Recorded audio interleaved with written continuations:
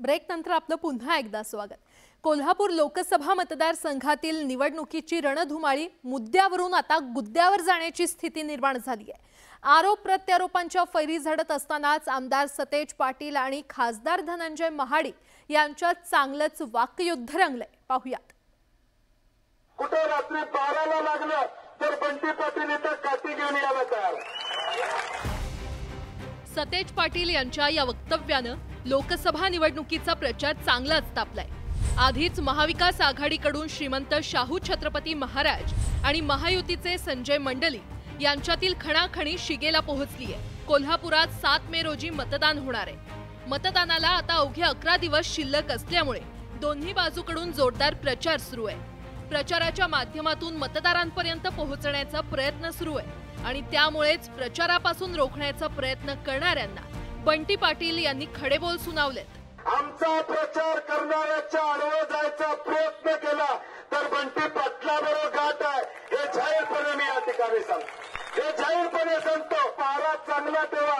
कुठे रात्री 12ला लागलं तर बंटी पाटील इथं काठी घेऊन यायला तयार। कसली अडचण येते। सतेज पाटलांनी आक्रमक पवित्रा घेतल्यानंतर धनंजय महाडिक देखील मागे राहणं शक्य नव्हतं। त्यांनी देखील या विधानाचा खरपूस समाचार घेतला। सतेज पाटील यांना कोल्हापुरात दंगल घडवायची आहे का असा प्रश्न धनंजय महाडिक यांनी उपस्थित केला। दरम्यान सतेज पाटील हे आता गृहराज्यमंत्री नाहीत असा टोला देखील धनंजय महाडिक यांनी लगावला। ज्या पद्धतीने आपण सांगत आहात याच्यावरून असंच लक्षात येतंय की त्यांना या निवडणुकीचा निकाल लक्षात आलेला आहे। निवडणुकीमध्ये पराभव दिसत असल्यामुळं थोडेसे ते वैफल्यग्रस्त झाले असावेत।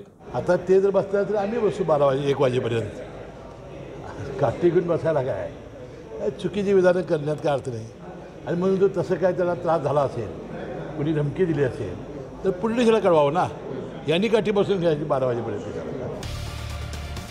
कोल्हापूर लोकसभा मतदारसंघात आरोप प्रत्यारोपांच्या फैरी झडत आहेत। श्रीमंत शाहू छत्रपती महाराज आणि संजय मंडली हे प्रमुख उमेदवार आहेत।